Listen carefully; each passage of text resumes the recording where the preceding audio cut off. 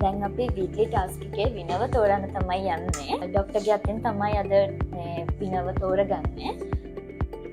මෙතන ඔයාලා මේකට සම්බන්ධ වෙන ඔයගොල්ලෝගේ ඔක්කොගේම නම් තියෙනවා. අපි එතන එක්කෙනෙක් තෝරලා බලනවා.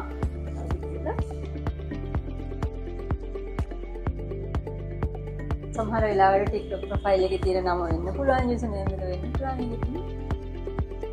අචලා මනමේන්ද්‍ර මේ තියෙන්නේ අපේ හිතන්නේ බොහොම උනන්දුවෙන් සහභාගී වෙච්ච කෙනෙක් අපි දැක්කා. මේ අචලා මනමේන්ද්‍ර තමයි මේ සතිය විනන්නේ.